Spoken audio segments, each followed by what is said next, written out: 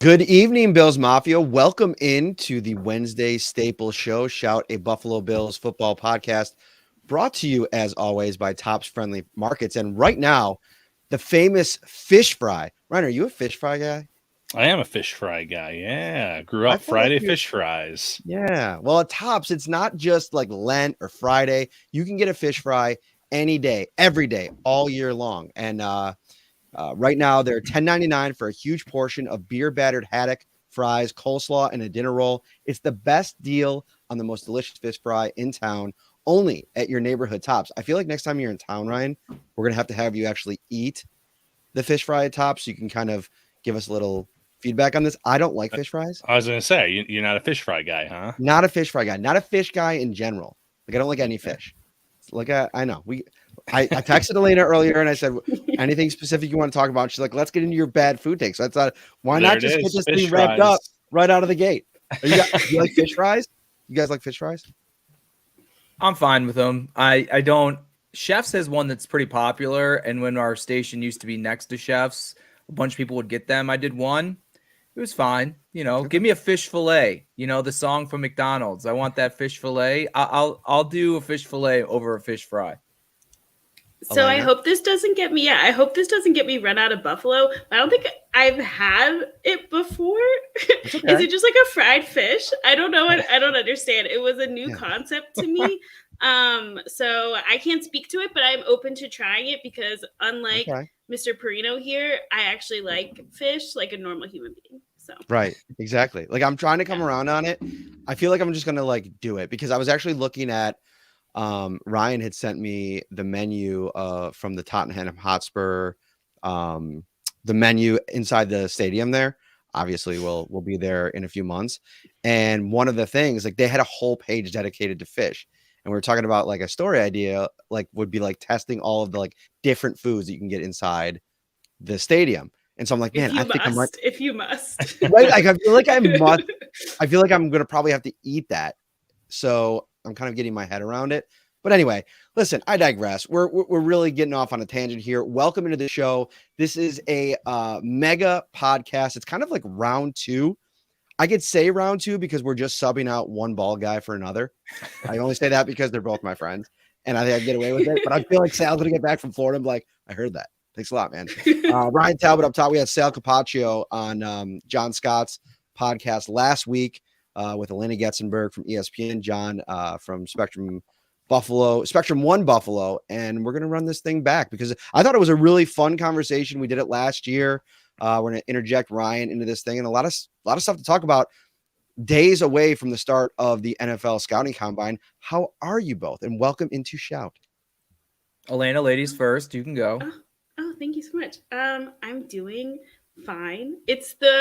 We were talking before we started recording. It's like the quietness of the off season is like always such a transition because especially this year, we went from being like ultra busy to like it's like quiet and like that kind of thing. So doing well, doing the transition. Okay, but it's about to get busy again next week. So I'm doing well. I finally got my credential approved for the combine a whole, 4 days before the event actually starts. They're really taking their sweet time. Hopefully things more efficiently run once we hit the ground running in Indianapolis.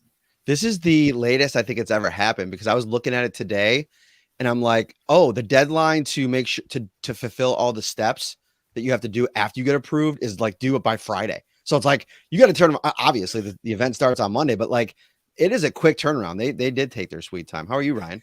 Hey, I'm doing well, guys. Thanks for asking, Matt.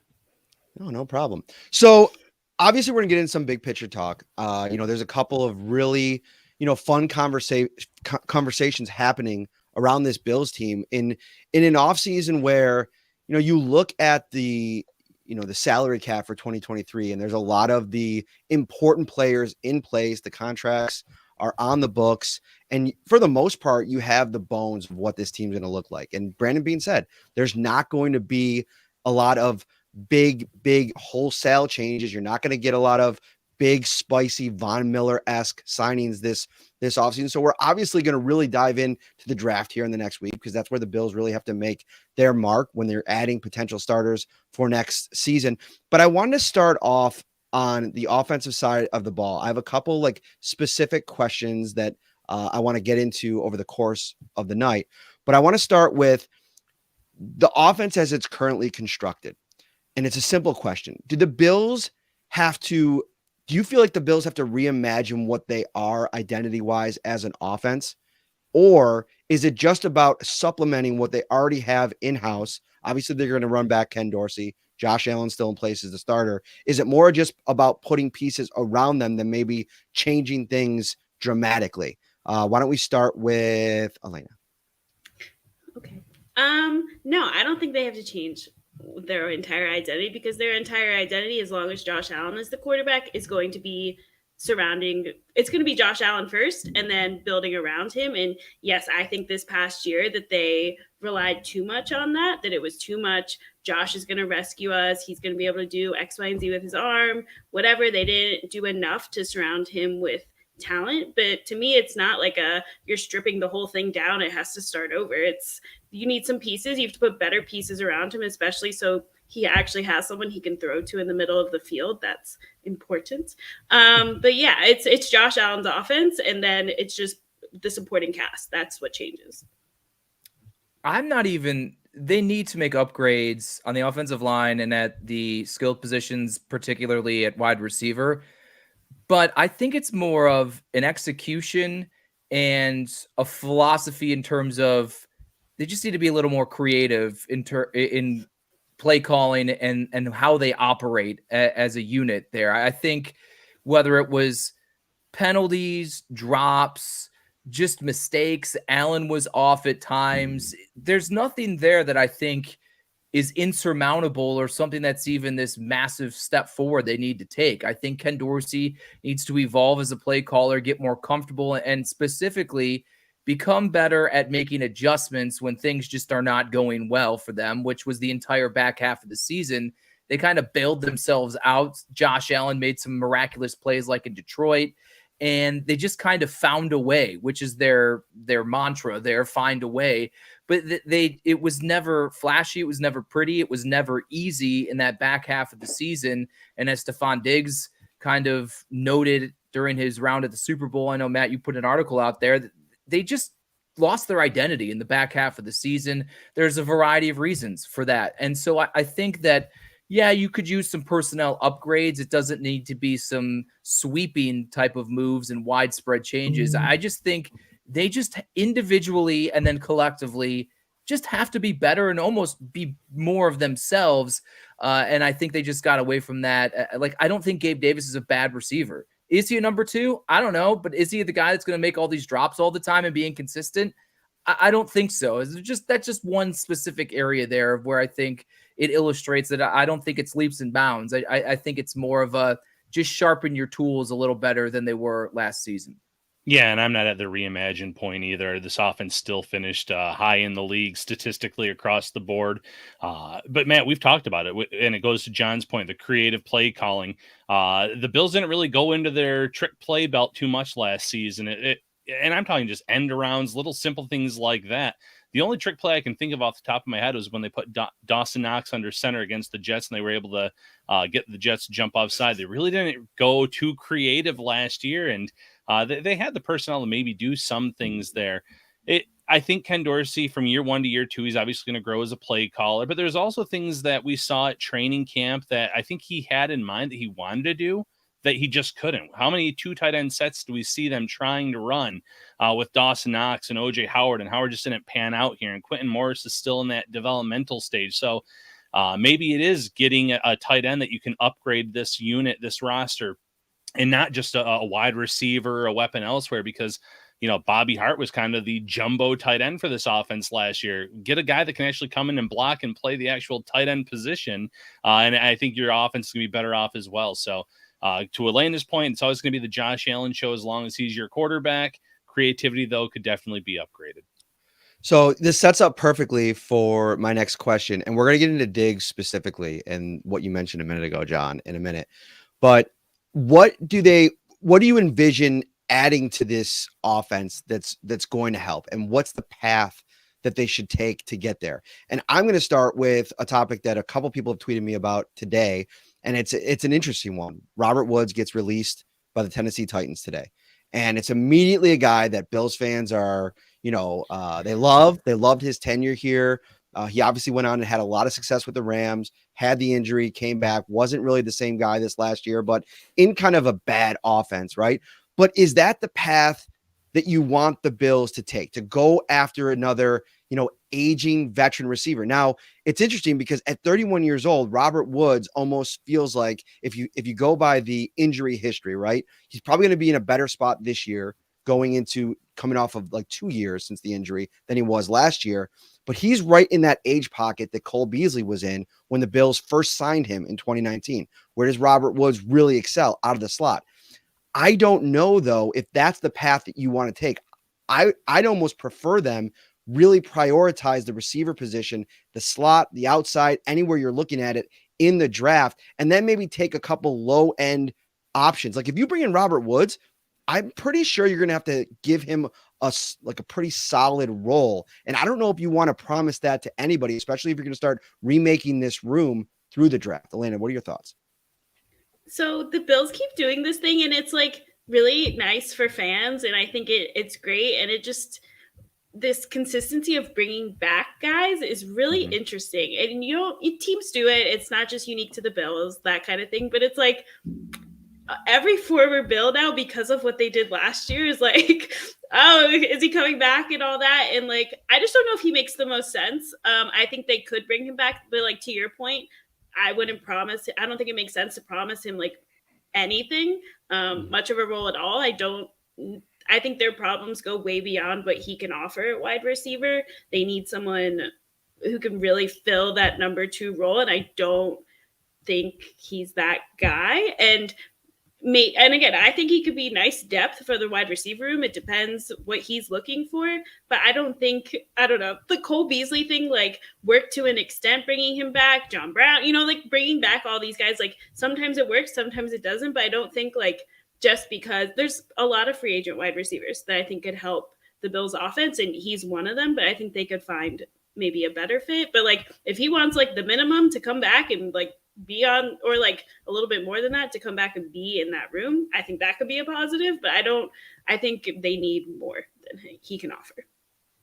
If it's a Jamison Crowder-esque investment, 1-year deal, $2 million, it's low risk, high reward type deal, fine. But at the key positions here that really need to be addressed, offensive line and wide receiver, the Bills need to make investments that are more long-term solutions on cheaper deals, so you don't have to continue to have this conversation and put these items at the top of your to-do list every single offseason.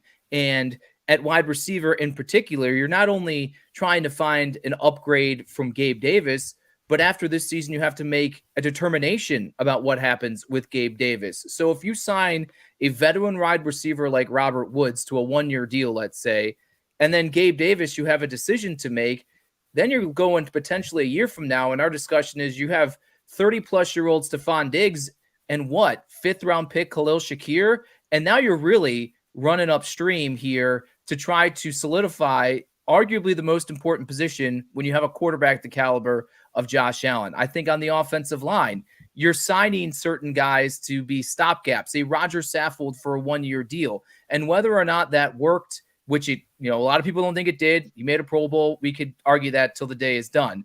Regardless, you're now looking for your starting left guard here, where it needs to be addressed in the draft. You pay someone less money than you would a guy like Roger Saffold, and now you know that you have that position filled. It's not necessarily going to be achieved greatness and lock it in, but for 2 years, you're right. All right, this guy's going to be our starter at that position. I think with the way they are constructed, with cap restrictions, with where they are, it's certain positions aging, I think the key places that need to be filled and addressed should be addressed in places that are more, we're not just trying to fix it for 2023. We're trying to fix it for 2023 with an eye also for the years beyond.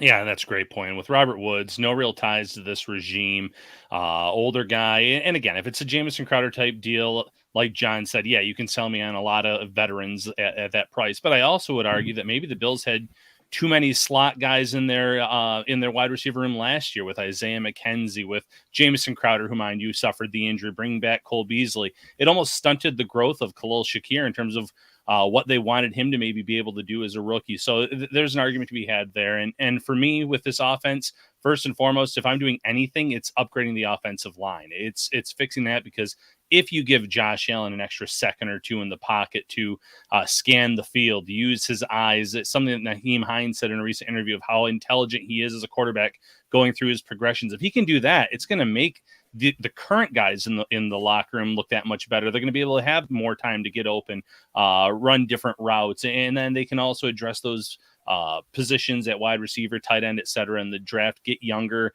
develop those guys. But wide receiver is nice to be to add more weapons. I think offensive line is where you have to attack this offseason for the Bills.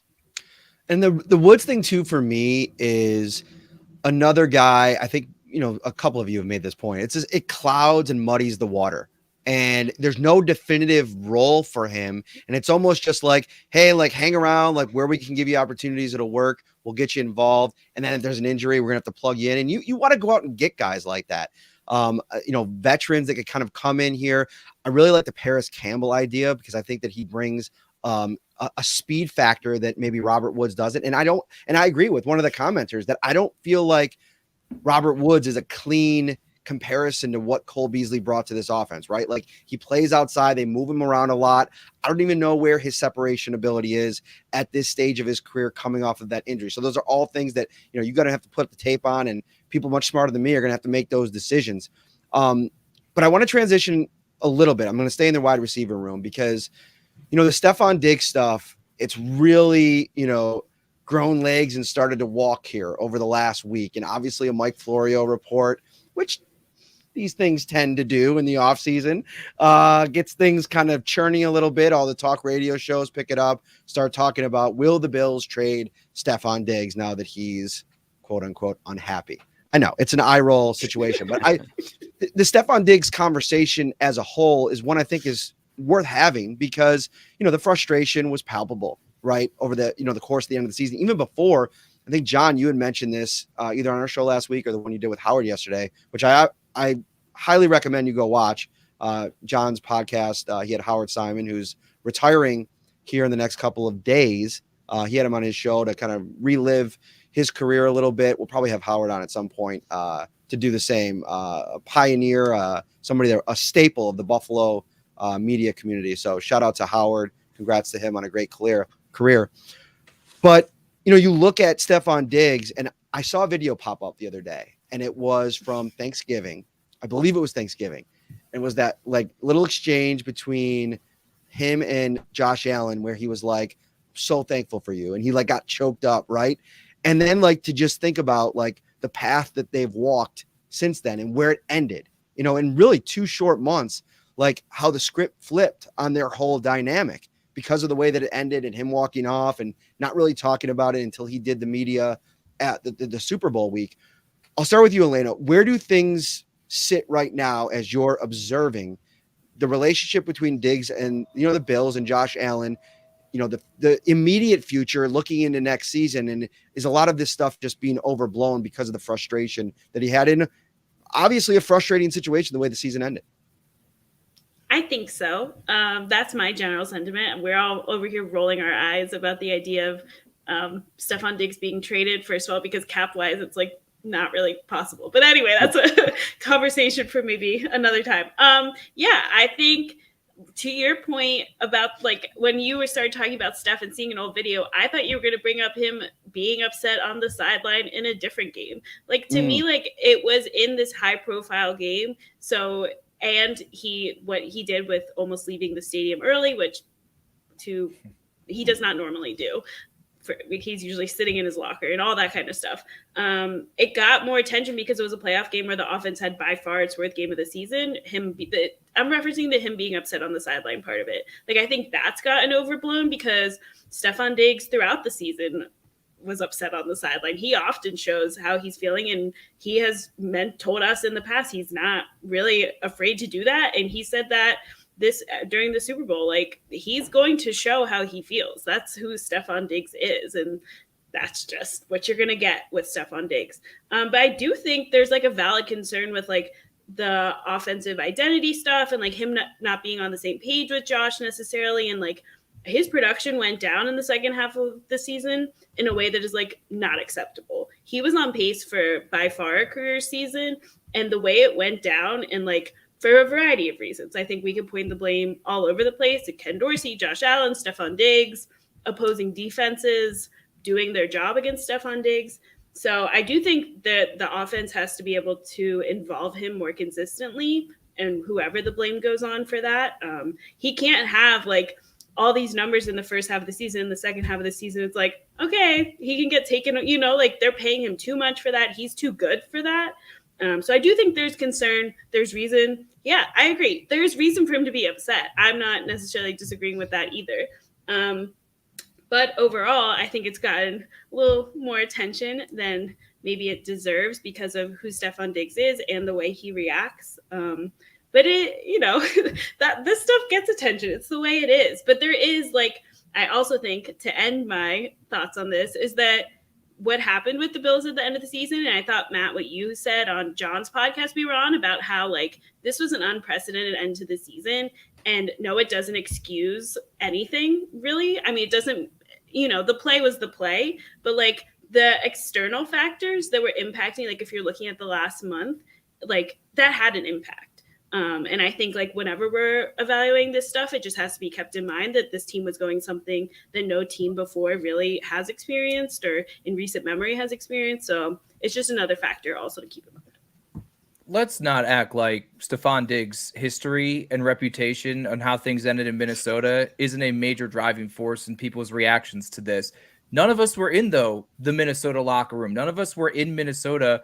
And the way I feel as an outsider of observing Stefon Diggs in this setting is he doesn't seem like a guy who would be a problem in the locker room. But again, I wasn't there. I can only speak to what I've seen since Stefon Diggs got to the Bills a few years ago. And yeah, when things are going well, he's certainly going to be happy. But let's also not act, which Mike Florio's not going to know because he's a national guy who sits around and has no real pulse on this football team.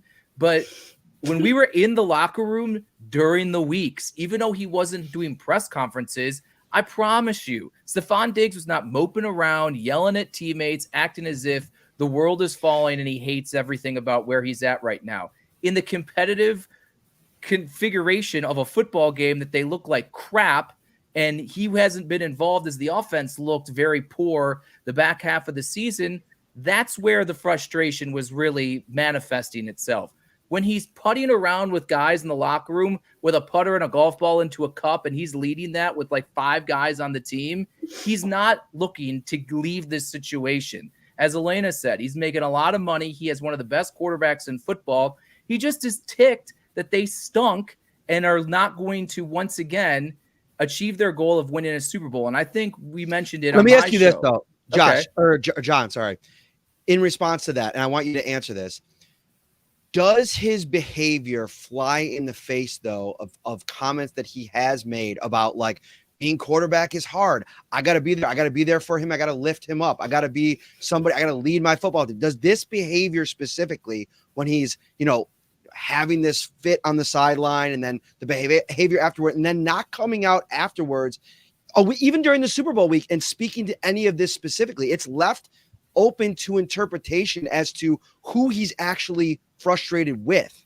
No, I 100% agree. And listen, I'm a super competitive person. I'm not a professional athlete, but I can understand how he can get to those certain points. However, I think as much as he has matured as a player, has matured as a leader with this organization, and seems to be a great teammate overall, I think clearly there are still steps that Stefon Diggs needs to take to continue to evolve and learn how to best harness that. It cannot just be accepted. And maybe that conversation he had with Sean McDermott on the way out with the exit interview, maybe that touched on that. I don't know. But maybe it's listen, we love your passion. Sometimes when you get fiery, it's exactly what our team and our offense needs. And guys have admitted to it that they feed off of that. And it's a spark and something that was lacking before he came here.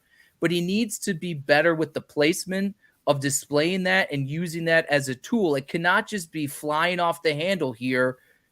And it's okay because he's an all-pro and they just understand that that's who Stefon Diggs. I think he just needs to continue to get better at understanding how and when to display that fiery passion here, because it is natural, as much as they love him and love his talents, that at some point, maybe it won't be overhanging on the team, but at some point it's going to rub someone the wrong way if it hasn't already. And they may work their way past it, but like, you can be ticked, but you cannot leave before the head coach addresses the football team at the end of the very last game of the season. You don't have to talk to us, but again, as a captain of the football team and as a leader, I think that's another sign of maturity and as a leader of the team, to face the music when things go wrong. There's been plenty of guys on this team who have been in that position for the past few years that have sat in front and answered questions when they didn't want to because things were really bad. And so I think it's fair also, and maybe Stefon, who is a guy that's so great when we actually do get to talk to him, he's honest, straightforward, and very articulate. I think maybe he would even admit there are still places that he can grow in that area, and there's nothing wrong with that. Yeah, that's well said, and I think you guys both kind of brought the point home there. But it's easy to see why he could get frustrated based on where he was in the first half of the season, stat-wise, based on where he ended, how he was taken out of games. But who does the blame fall on? I think there's a lot of people. It's Josh Allen with the elbow injury, maybe not being able to get him the ball in certain situations. It's Ken Dorsey as a first-year coordinator. It might also be Ken Dorsey and the fact that he's up in the booth and he's not on the sideline, and that's someone he can't talk to right there and then, where he could do that with Brian Daboll in the past and vent the frustration. So he's taking it out on maybe Josh and someone else. So it's understandable that he showed the frustration when he did it after that Cincinnati loss, when he did it times in the second half of the season when he wasn't getting the ball and he just wanted to help this team. But harnessing that, using that to become a better leader is something he certainly needs to work on. We need the bombshell report, Alaina, that, Josh Allen's elbow was really as much of a detracting situation in this offense as it really was, because I think that would really illuminate the whole situation. Because I almost feel like, to Diggs's point, the offense changed dramatically enough for me to wonder if part of that wasn't because of what they were dealing with the health of Allen and his arm.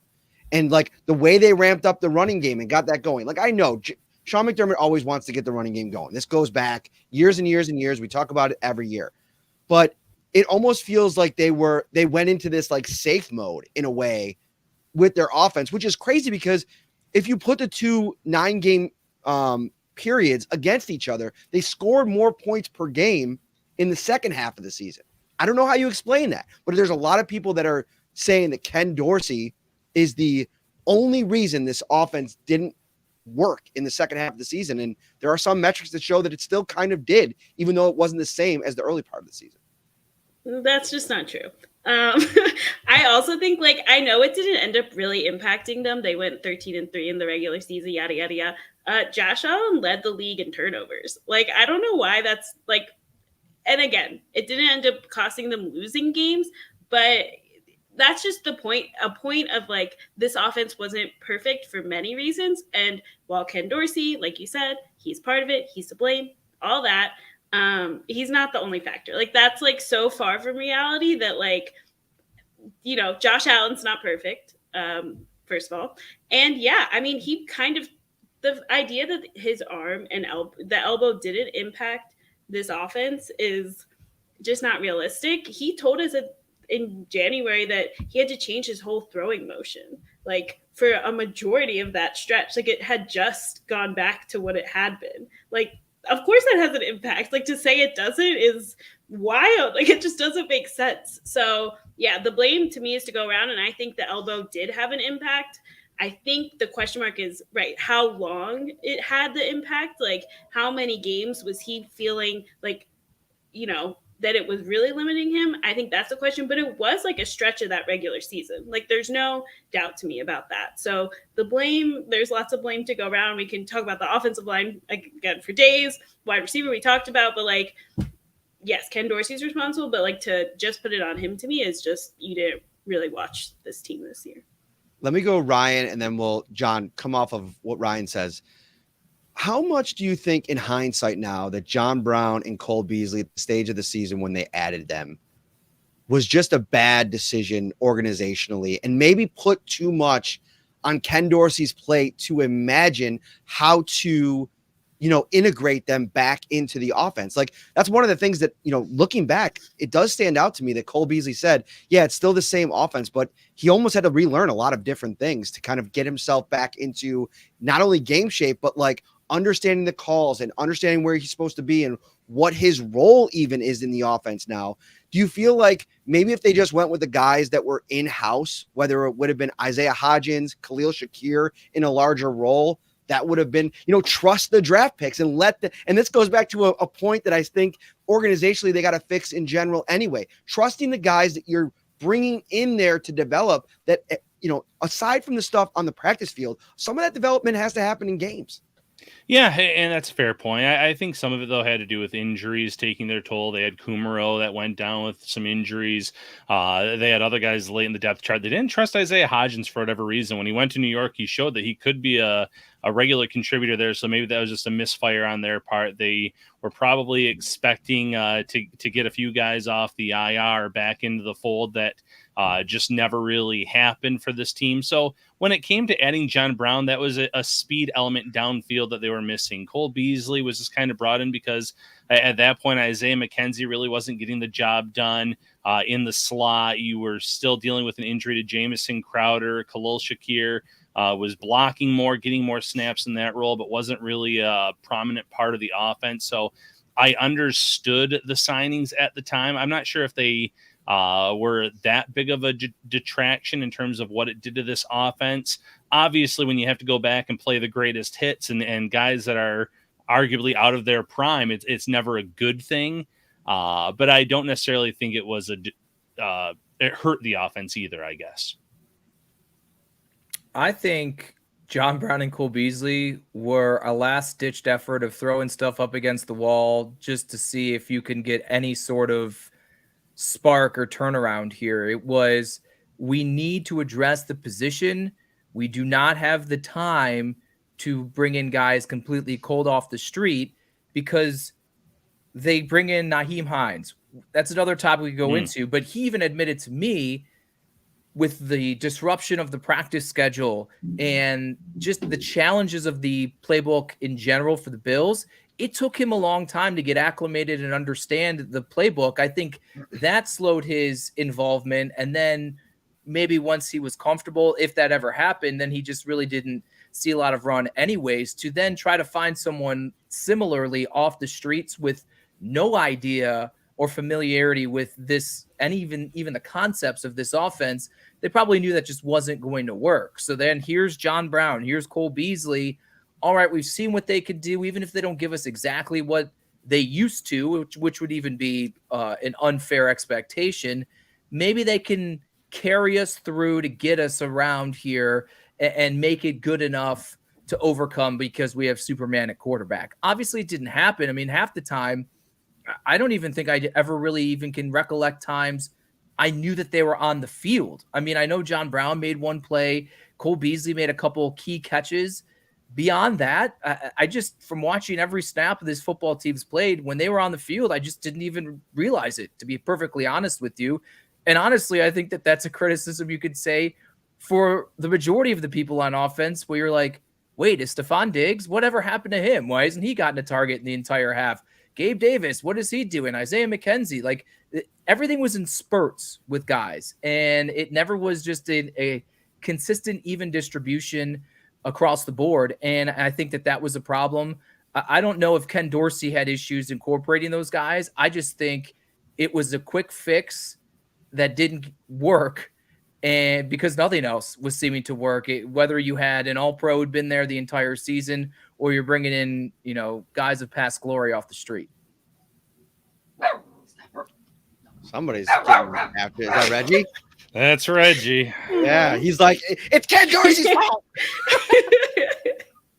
Reggie timing was perfect. Watched a lot of Bills football this year with Dad, and he was not happy with the coordinator.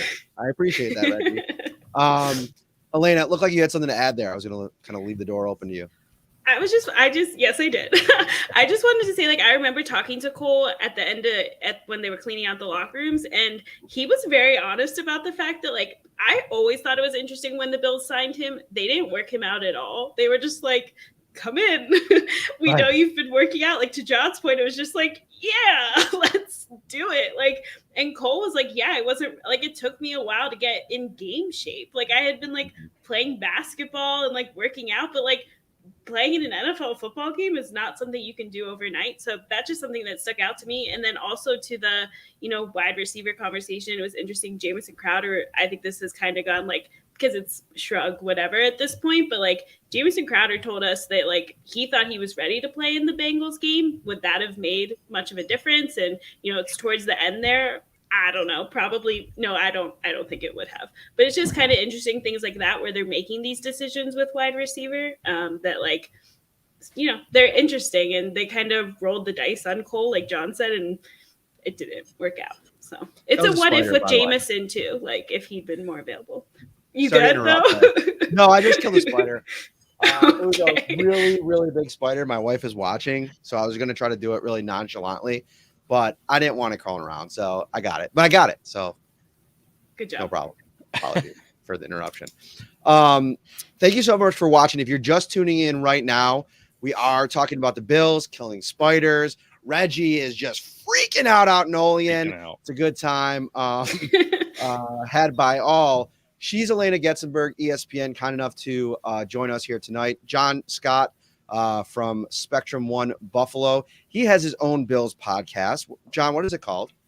It's called the Buffalo End Zone Podcast with myself and Kevin Carroll. Indeed. Somebody asked about that, so I want to get a plug in for that. And then, of course, Ryan Talbot. I'm Matt Parrino. Thank you so much. Hit that like button. Subscribe to the show as well. I want to get to the defensive side. This is not just an offensive show, but one really fiery convo we had last week that I feel like we need to bring over to the Shout podcast is draft strategy. And, Ryan put up a story earlier in the week, and, he does this weekly Monday morning mock roundup. And, of course, Bijan Robinson appears in the one of the mocks once again. So let's start with Ryan, and we'll kind of go around the horn. I have takes. What? You always do. You always do. Caitlin's in the chat and obviously saw the spider episode and just put WTF. She is not happy about that. Ryan, thoughts on Bijan Robinson? Because, when I kind of sampled this take on John's show last week, people kind of came from my head like, you are not drafting a running back in round one. I know, not advocating for it. But I think that running back in round one versus arguably the best weapon in the draft, they're two different conversations. You still may end at the same place in that, okay, the Bills are not in a place for a value type of pick like that. I get that. But I think it's interesting. I'm seeing some people, and John will have a little take on this, that were all aboard the Christian McCaffrey train, all aboard the Saquon Barkley trade that are out in running back in round one, even if that's like the next guy in that category. Where do you stand on this whole Bijan Robinson? Well, first and foremost, I think Robinson is by far one of the best playmakers in this draft class. He's my top running back in this draft. I think that he's a special player. But I also get the argument from Bills fans saying avoid round one running backs. This is a team that's drafted guys in the first 2 days of the draft 3 times in this regime, with Devin Singletary, who's now a free agent himself, Zach Moss, who was traded away, and then obviously James Cook last year. And yeah, is Cook a 3-down back? You can argue that he's not, and he may never be.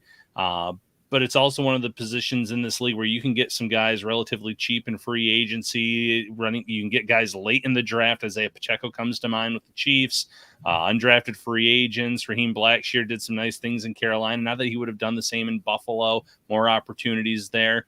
It's a tough sell because of the fact that they've invested in running back, but it's also a tough sell because of what this offense is. It goes back to what Alaina said. This is the Josh Allen show. As long as you have Josh Allen, this is a team that's going to be throwing the ball a lot.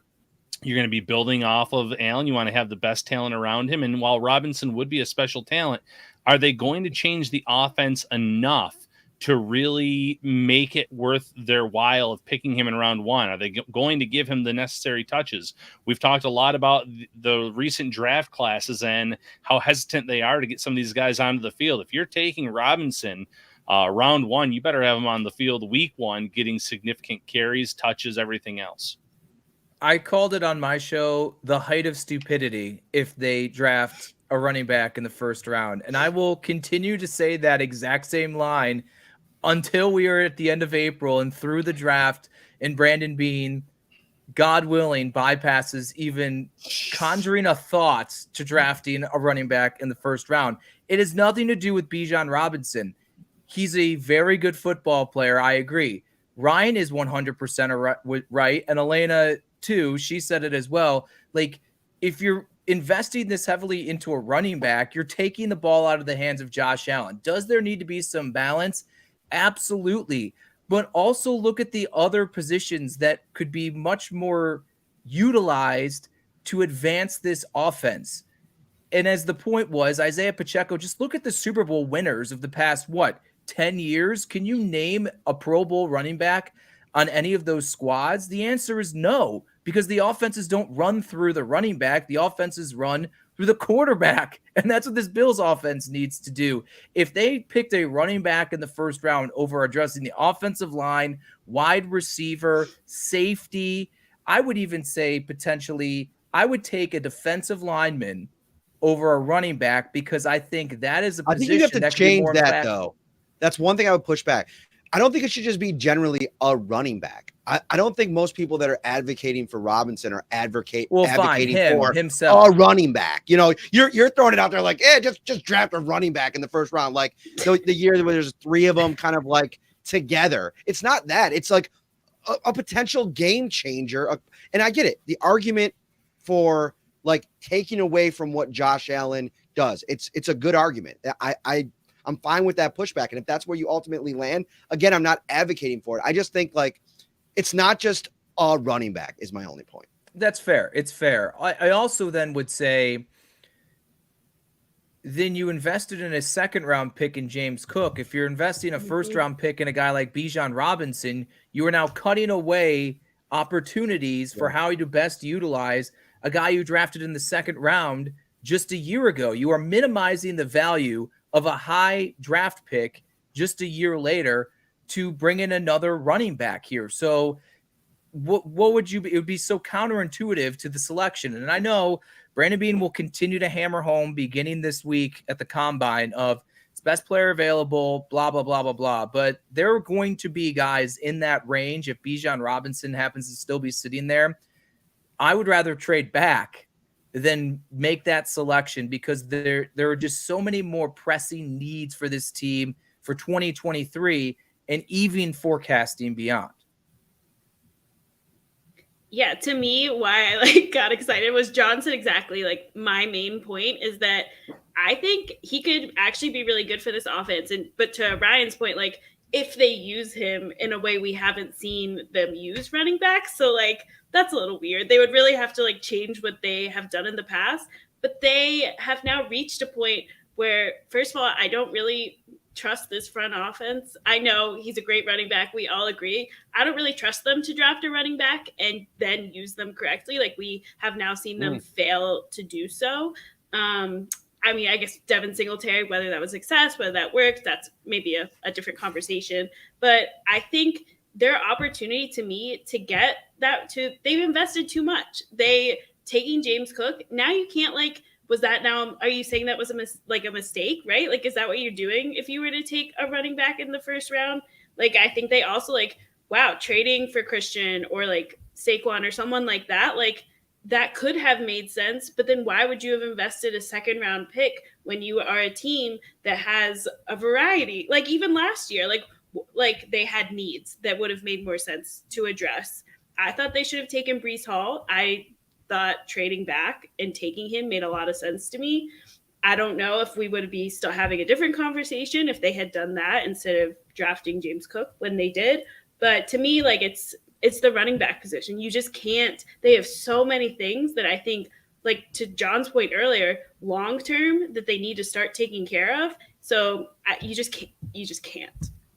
Yeah. No, I think you all made really good points. And I only bring it up just because I think it's interesting in a draft where, like, if there's a run on, I don't think he's going to be there anyway. I mean, that's what most draft experts are saying. So this is kind of like a moot point, but I just think it's an interesting conversation to have. I also think from a draft strategy perspective, like, the Bills have to really start to give themselves options through the draft, especially on day 1 and day 2 offensively. Like you mentioned, offensive line, John, and obviously wide receiver.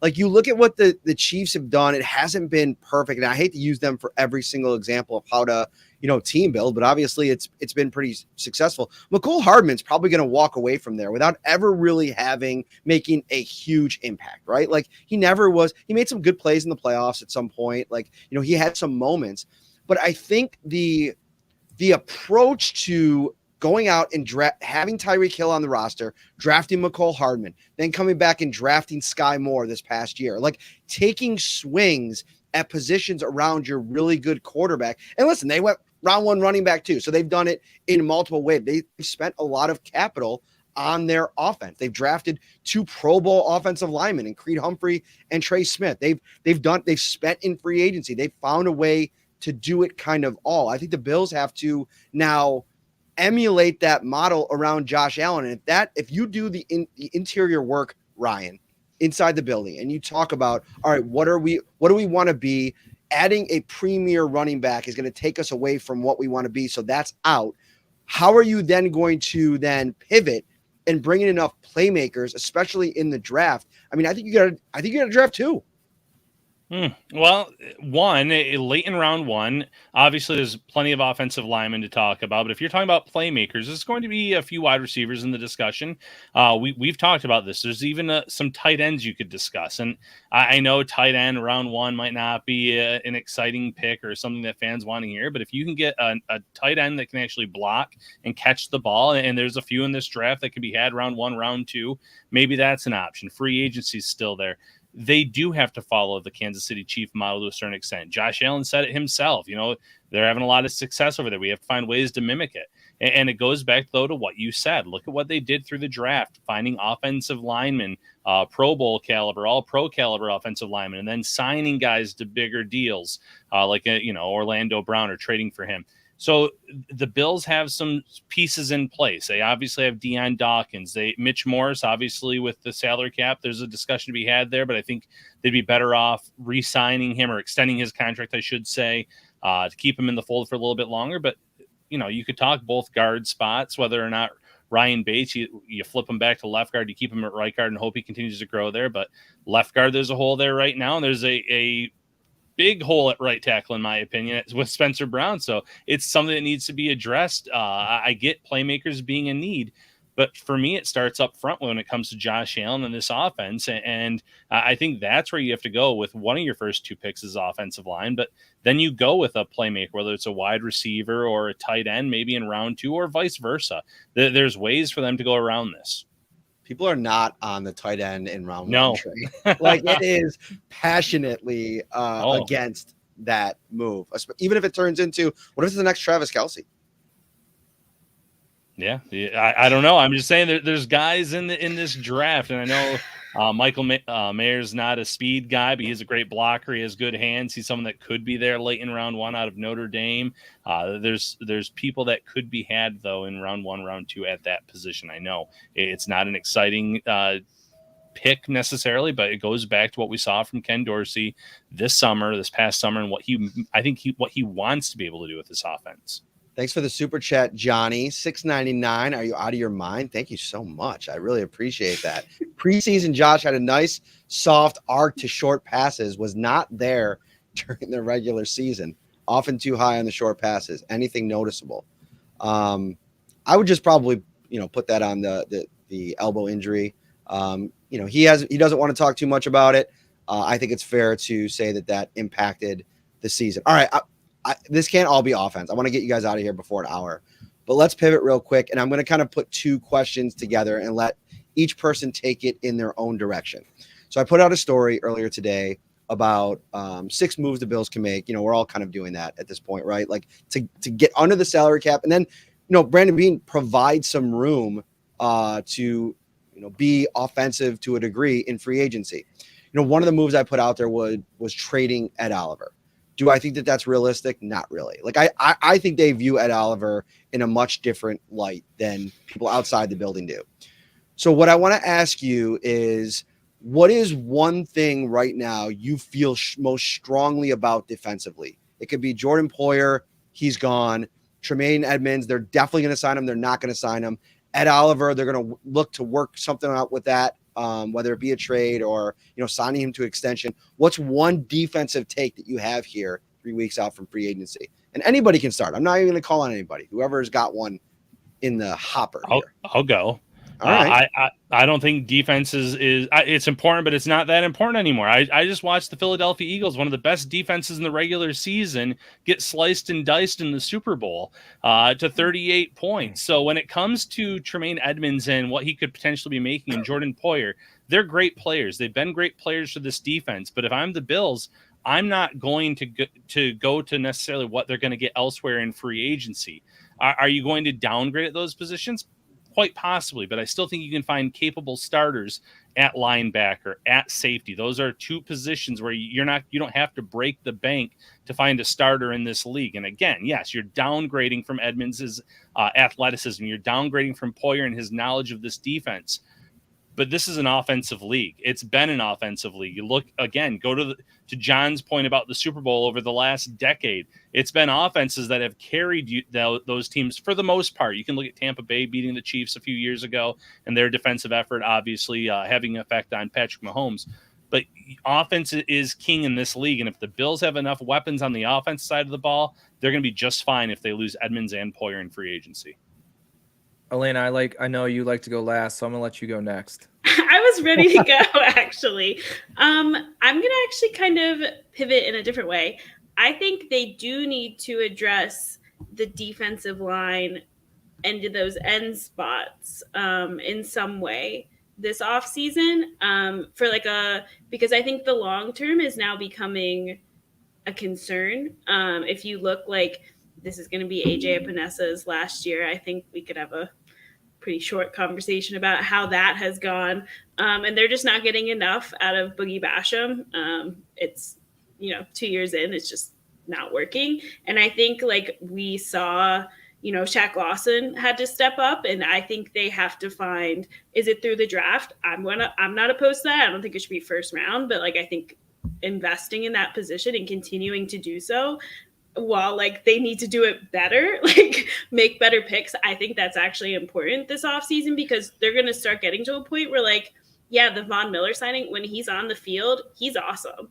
He played really well and I think stepped up to what they paid him, but he's not a spring chicken. And him getting, whenever he does come back from this injury, him staying healthy is just not a guarantee. And they need to have that position. They got to figure it out.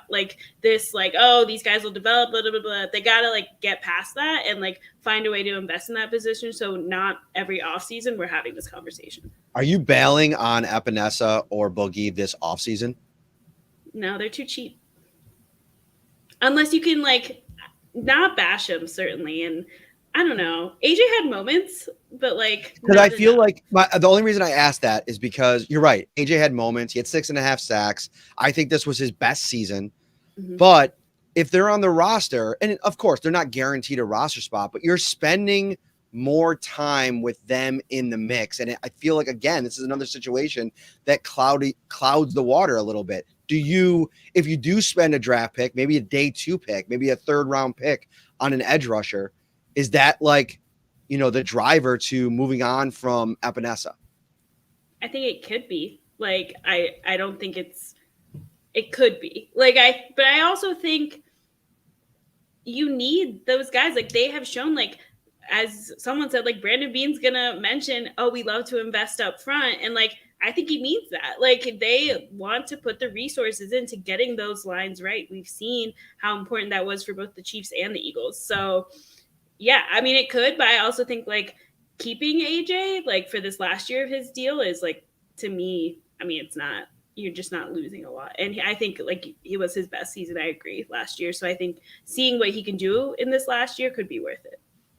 I'll just real quick on that. Brandon doesn't like to bail early on draft picks, especially higher draft picks. Part of that I think is smart. I think also he still has a little PTSD from Wyatt Teller. Then I think he maybe feels that that's why Cody Ford, I think, hung on as long as he did, because they just wanted to exercise and exhaust every possible inch of it as you could to see if it can work out before bailing without letting the player develop and marinate within the system as long as possible. So that's why I think AJ and also Boogie are guys that will probably be in the mix and in the fold there. I was trying to think of something that's not like such a bailout. I'm like, I don't think Jordan Poyer is going to be on the team, and I don't think they're going to address cornerback in a serious thing. I do think safety is going to have to be a little more of a focal point this season beyond just looking at filling the shoes of Jordan Poyer. As I've noted, Micah Hyde's entering the final year of his deal. He's coming off a serious neck injury. Even though he said he was clear to play in the AFC Championship game had they made it, you're still looking at a guy in his early 30s coming off a major injury here in the final year of his deal. Then again, as you forecast ahead, we'll be having the exact same similar conversations a year from now about Micah Hyde as we are now with Jordan Poyer, in at a position that has had absolutely no turnover really for 5-6 years with the starters, certainly, and even the guys behind him. A year from now, it may be a completely different unit. I mean, if you lose Jordan Poyer, we don't know about DeMar Hamlin. And you could even argue before the injury, was he someone you had confidence in anyways if he was fully healthy? Micah Hyde entering the final year of his deal. Jaquan Johnson is definitely going to be gone after this season. Dean Marlowe really wasn't in the mix. So even if you move Christian Benford back there, I still think you need to address the position. Yeah, they just signed a guy who was on the Chiefs practice squad? Is that what you want to put your chips in with?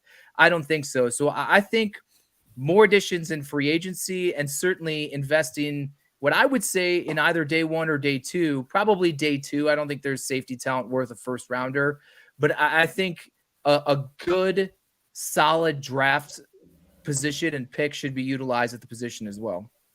I think my thing is, and it's why I included the Oliver trade in my piece today, is that I think I would trade Oliver to keep Edmonds. Like if those Can I stop you for a second?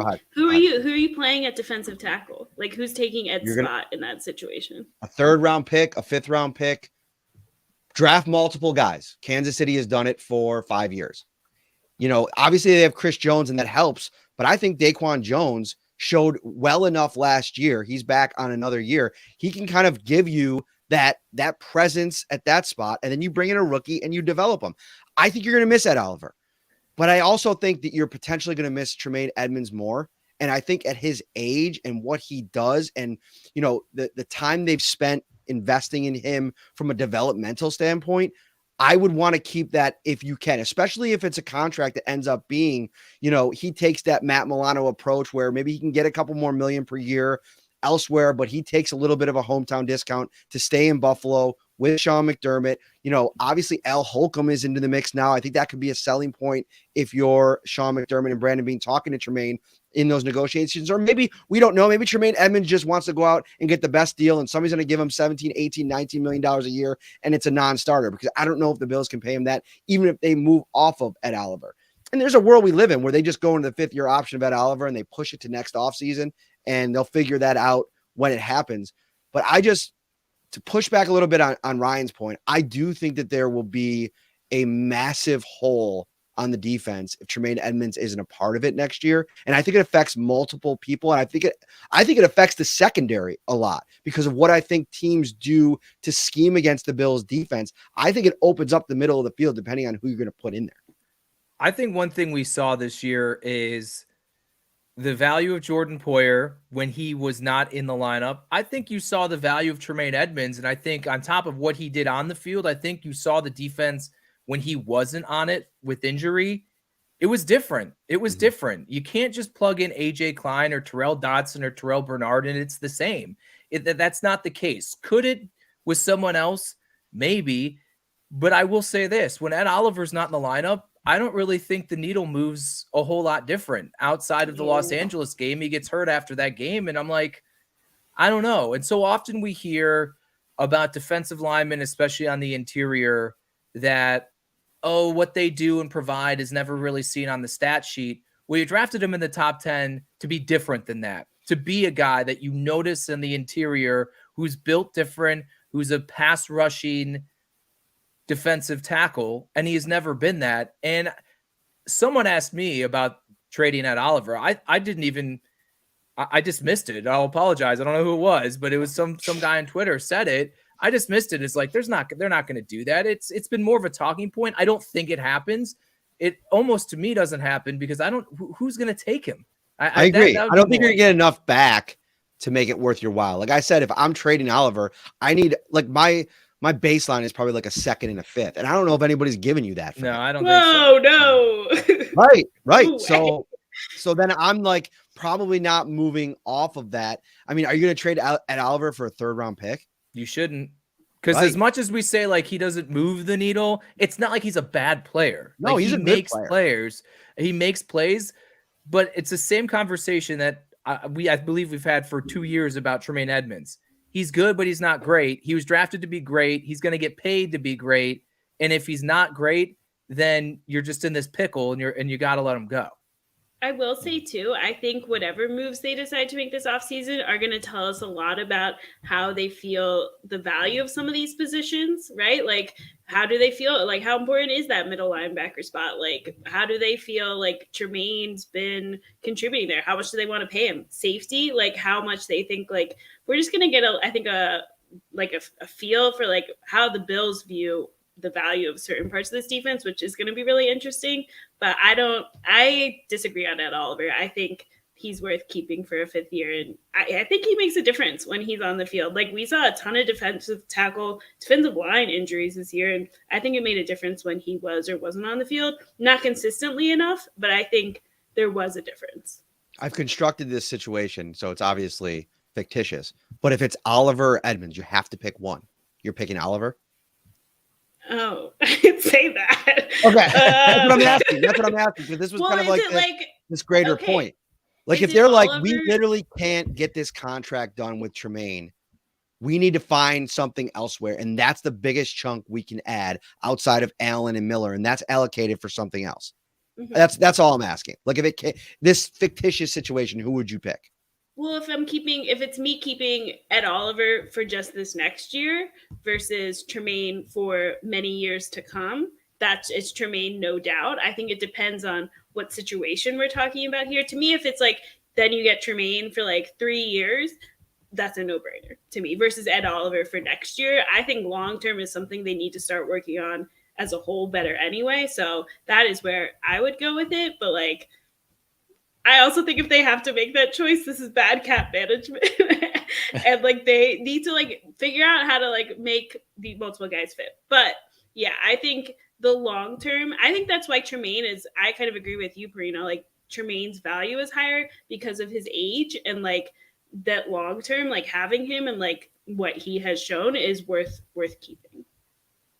But go ahead. My problem, sorry, Ryan, is I think Ed Oliver's a good player. He's at his best because he's supported by the person next to him. We've heard for years, Star Lotulelei is so critical to him, and that's why when Star opted out, Ed Oliver wasn't the same. Jordan Phillips is someone who propped him up in 19 and this past year early in the season. But then when Phillips is out or Daquan Jones is out, Ed's not the same player.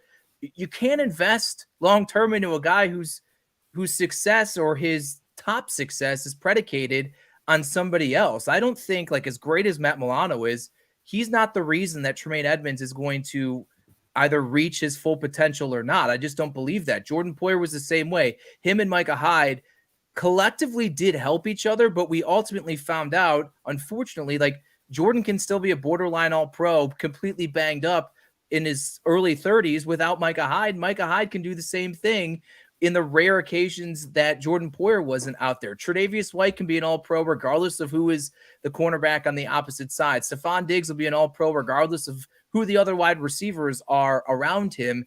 To me, if you're going to invest heavily in just a core group of guys, they have to be able to stand alone to be one of the best players on the team and one of the best players in the league to earn that money. And at least through 4 full seasons, Ed Oliver has not been able to do that. Yeah, no, that's perfectly said. He disappears at times. You know, it feels like he shows up on Thanksgiving Day. So maybe if the Bills keep getting those Thanksgiving games, they can make it worth their while. But no, in all seriousness, Oliver on a standalone or as a standalone player has disappeared too many times, has been a non-factor, has been pushed around because he is undersized for that position. So Matt, going back to your original question, if it's one or the other, it's Edmonds to me, because to what Alaina said is if you're bringing Edmonds back, it's not on a 1-year deal. It's for multiple years. Brandon Beane said at the end of the season how they, stack up positions differently than other teams in terms of importance. And I think that linebacker is higher on their board than a lot of other teams around this league in terms of their dependence. I think when he traded up to get Edmonds years ago, it was for him to be their Luke Kuechly of sorts. And no, he's never come close to being the Kuechly, but he's gotten better every year. He's been an important part to that defense. So in terms of your question, it would be Edmonds to me with no doubt. If you want something that, takes the decision right out of your hands, get over to Tops Friendly Markets and get yourself a fish fry. These things are delicious. Get the best deal on the most delicious fish fry in town at your neighborhood Tops. Sorry, you guys aren't used to that. Ryan, actually, that brings up a really good point. See? You are so good as a co-host on this show because the most ridiculous transitions, you never have an audible reaction. Yeah. So that threw me off. That threw me off with the audible reaction. That definitely affected the performance. These delicious fish fries are prepared hot and fresh to order throughout the day and are packaged in Tops fish fry boxes that ensure that your fish is still crisp and delicious during the trip home, which is very important. You can even get a fried shrimp or scallop dinner, also just $10.99. Best of all, when you buy 6 fish fry dinners now through April 8th, you'll get the 7th fish fry free. All right, let's go around the horn. Final thoughts. Wait, real quick. 7 fish fries. Oh my word! You talk about a round table. That's like my goodness. Listen, if you're getting a fish fry every Friday, during Lent, I mean that's the. Are you supposed to? You're not supposed to eat meat. Lent is like you're not supposed to eat meat, so a lot of people eat fish, and so that's why it's so popular in town. And well, if you're gonna do that, like Lent goes 4 weeks, I think, right? So you're saying you save one for the next week? No, you get 6. If you buy 6 fish fries, you get the 7th free. So you're basically saying like, I got coupons for 7 fish fries. I'm getting 7 fish fries, and you're only paying for 6 of them. That's the bottom line. Oh, they're coupons. I thought you were getting them all. Whatever. I don't. Yeah. Oh no, not at one. Okay, that makes a lot more sense. Sorry, Tops. My bad. When you buy 6 fish fry dinners, you get the 7th free. For complete details, visit topsfriendlymarkets.com or visit your local Tops Friendly Markets. I'm going to have to do that. My bad. They got you hooked up with these just phenomenal fish fries. They're just going to really knock your socks off. Anyway, all right, final thoughts around the horn. Doesn't have to be Bills related. Give me a take. Give me a final thought. We'll start with Ryan. Yeah, final thought. Just looking forward to the combine. It's always good to hear, get ideas about which players maybe the Bills have interest in, who they've met with formally. We've seen obviously Elam last year was someone they had a formal interview with. And you saw the interview after the fact. So looking forward to the interview sessions, and obviously the 40-yard dash is still something that's must-see TV, even though it doesn't matter much at the end of the day for the prospects. I love the combine. I love Indianapolis. Any talk of moving it elsewhere is just ridiculous. And the only people that truly understand the reasoning behind that are the people that attend it every single year. It's a fantastic, underrated city. I can't wait for my St. Elmo shrimp cocktail and a steak and just hanging out with everyone. I mean, you could tell we have a good time. I love just throwing around ridiculous pictures that we all do or do not like to promote this podcast and go down memory lane here. And we haven't hung out in like a couple, a month or two substantially. So to do our job and be all together again, it'll be fun. And Alaina will probably complain that I didn't invite her out to dinner with the rest of the group, because that's what is a weekly road trip tradition. Yeah, but when you finally do invite her, she doesn't come. So it's like that's not true. It's this give and take. It's not true. So for everyone listening, I am often left out of the hangs. Like everyone's like, "Oh, we didn't know you would want to come." Blah, blah, blah. I was like, "What?" Anyway, wow. I think it's because I'm a female is how I'm gonna take it because wow. Wow. All right. So, I am anyway. tweeting all the pictures that you hate that no take it back. Anyway, I have a couple hot takes for you. Ooh. First of all, I hate the combine. That's like I despise it. I don't like going to it.